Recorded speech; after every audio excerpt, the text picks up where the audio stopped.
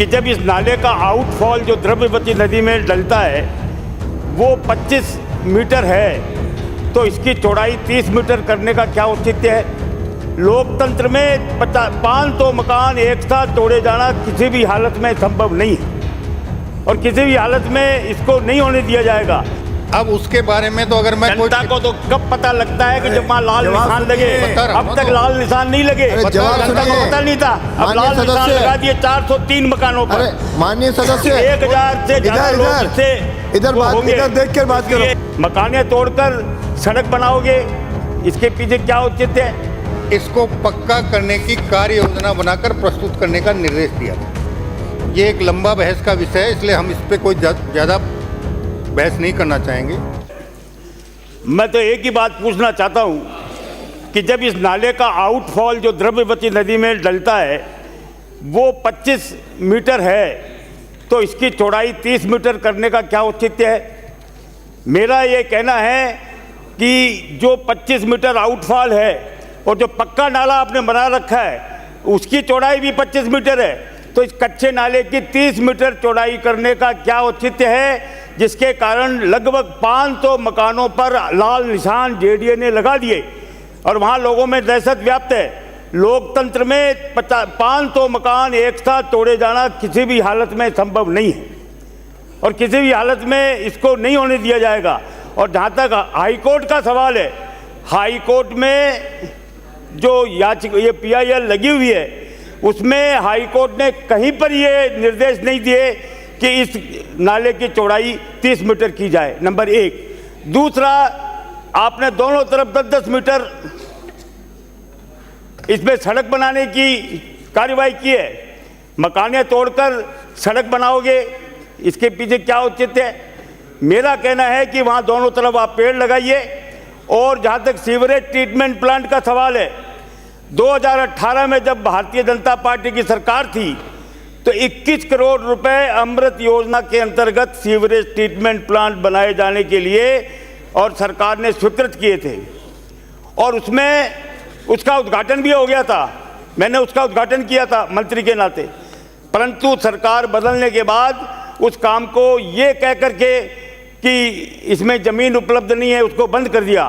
तो मेरा कहना यह है कि इसकी चौड़ाई जो द्रव्यवती नदी में आउटफॉल जब 25 मीटर का, पक्का नाला 25 मीटर का, तो बीच में 30 मीटर का कोई मतलब नहीं है। लोगों में दहशत व्याप्त है, इसलिए इसको 25 मीटर किया जाए। और जहाँ तक कोर्ट का सवाल है, कोर्ट ने कोई निर्देश नहीं दे रखा कि इसकी चौड़ाई आप 30 मीटर करिए।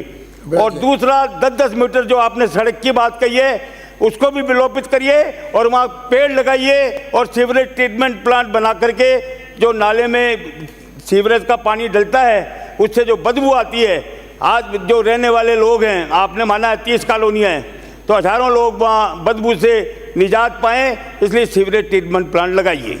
माननीय मंत्री जी। माननीय अध्यक्ष महोदय, मैं माननीय वरिष्ठ सदस्य को और सदन को ये बताना चाहूँगा कि ये सही है कि माननीय राजस्थान उच्च न्यायालय में चौड़ाई के संबंध में कोई निर्देश नहीं है, लेकिन उन्होंने इसको पक्का करने की कार्य योजना बनाकर प्रस्तुत करने का निर्देश दिया था। ये प्रकरण 2018 से लंबित है और अभी हम 2025 में चल रहे हैं। इस अवधि में जो भी सर्वे हुए, जो भी निर्णय हुए,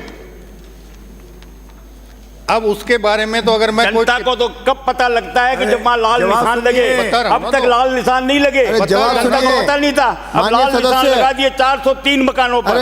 माननीय सदस्य 1000 से ज्यादा लोग इससे इधर देख कर बात करो। माननीय सदस्य आपस में कोई निवेदन कर रहा हूं मैं, आप पूछ लीजिए। मैं उसके बारे में टीका टिप्पणी करूं ये उचित नहीं होगा। 18 से 25 के मध्य में क्या हुआ क्या नहीं हुआ, ये एक लंबा बहस का विषय है, इसलिए हम इस पर कोई ज़्यादा बहस नहीं करना चाहेंगे।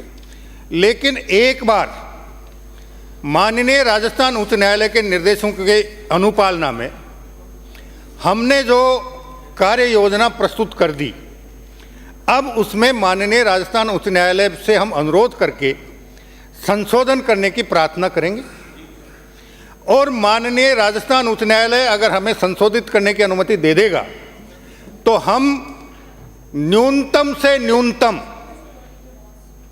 लोगों को परेशानी हो ऐसी नई कार्य योजना बनाकर माननीय राजस्थान उच्च न्यायालय के समक्ष प्रस्तुत करेंगे। जैसा मैं इस पूरे नाले के संबंध में आपसे एक निवेदन कर दूं, इस नाले की कई जगह चौड़ाई 25 मीटर है, कई जगह 30 मीटर है और एक जगह 22 मीटर भी है।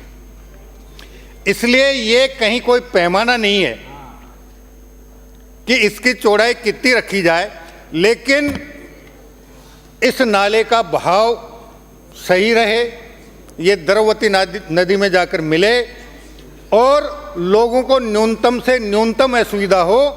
हम इस प्रकार की नई कार्य योजना बनाकर हमारे महाधिवक्ता या अतिरिक्त महाधिवक्ता से राय लेकर माननीय राजस्थान उच्च न्यायालय के समक्ष प्रस्तुत करेंगे और माननीय राजस्थान उच्च न्यायालय जिस प्रकार के निर्देश नई कार्य योजना पर देगा उसी के अनुरूप हम आगे की कार्रवाई करेंगे।